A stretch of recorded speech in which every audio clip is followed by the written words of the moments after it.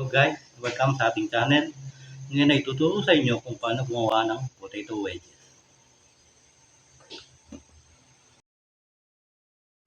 Ngayon ay simulan natin ihanda ang ating mga ingredient.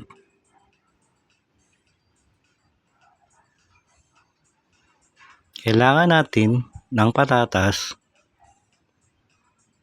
itlog, annatto powder, crispy fry kahit anong flavor, cooking oil. Ang unang step ay hugasan muna natin ang ating patatas.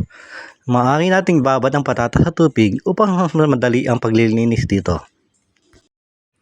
Gumagamit ako ng steel ng pangkuskus upang masiguradong walang putik na nakakapit sa patatas.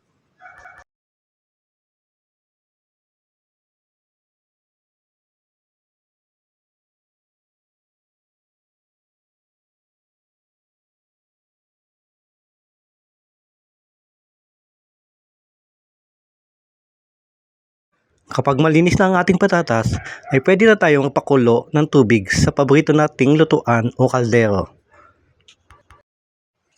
Ngayon ay ipapakita natin ang paghiwa ng patatas.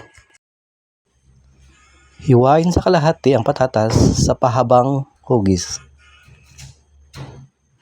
At pagkatapos ay hiwain ng kalahati sa 3 bahagi. Maaari nyo itong hiwain ng patay-haya o patalikod kung ano ang naayon sa inyong gusto.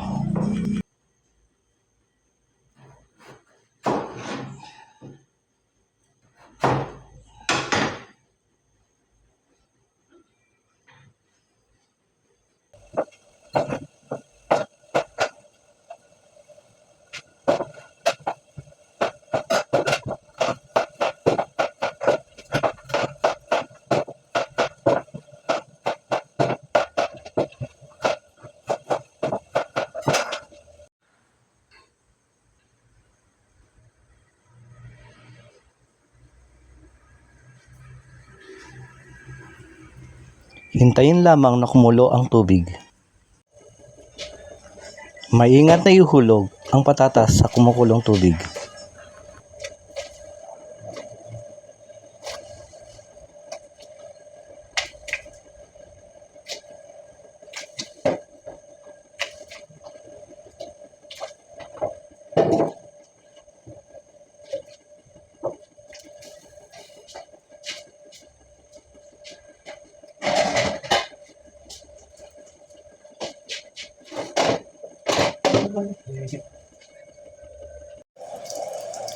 Pakuluan ang patatas hanggang sa ito ay maging half cook.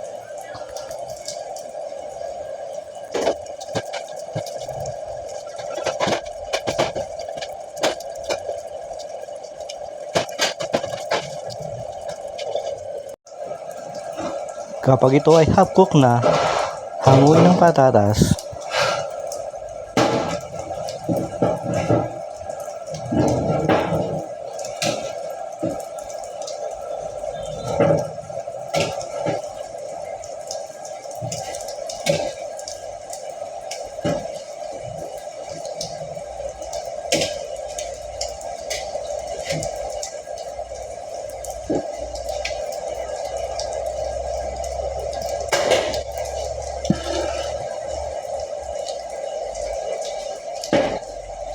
Bandawang kaagad ang patatas sa cold running water upang matigil ang cooking process.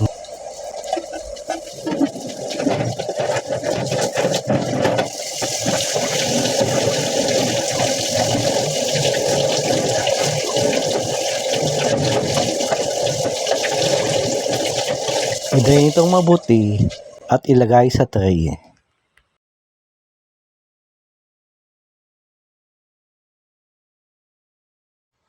Kumuha ng isang mixing bowl at ihanda ang itlog, annatto powder at crispy fry. Naglagay ng tamang dami ng patatas sa mixing bowl. Siguraduhin na ang dami ng patatas sa mixing bowl ay mahalo na inyong mga kamay.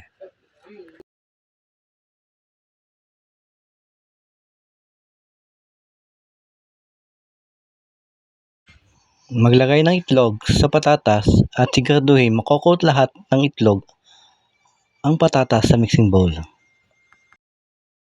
Magpatak ng konting pulbos ng annatto powder sa patatas upang mapaganda ang kulay nito. Haluin ito mabuti at siguraduhin makot ng itlog at annatto powder ang patatas na nasa mixing bowl.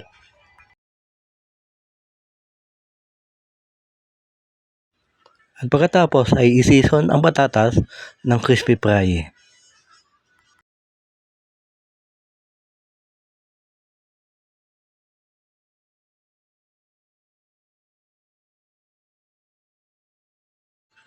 Haluin ito mabuti at siguraduhin na coat lahat ng patatas ng crispy fry sa mixing bowl.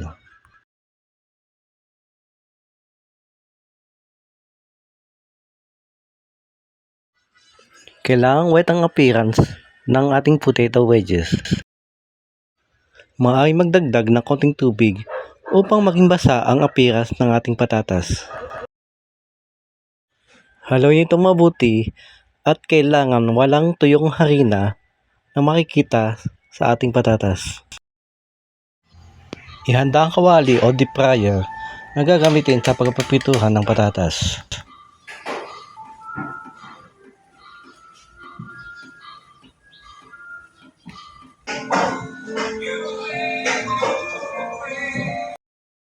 Kapag mainit ang mantika, ay isa-isang ihulog ang potato wedges upang maiwasan ang pagkadikit-dikit nito.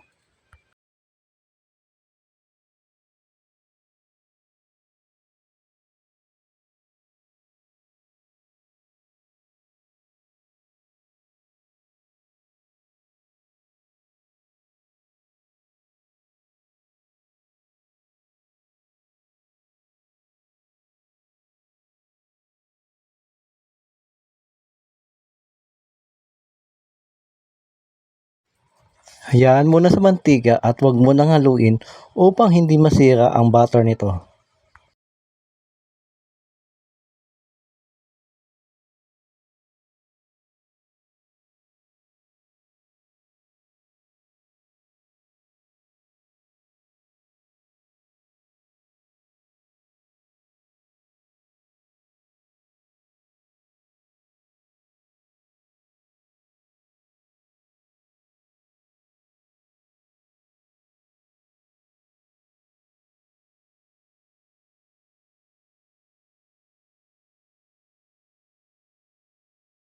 Kapag golden brown na ang color at crispy na yung butter, ay pwede na siyang hanguin.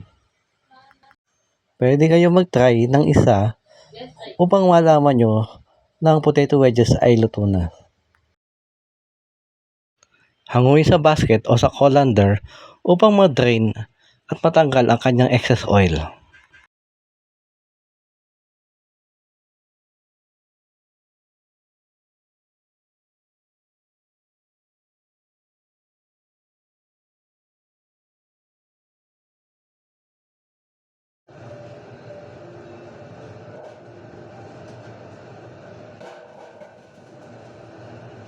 Ready na ang ating potato wedges. I-serve ang ating potato wedges habang ito ay mainit pa.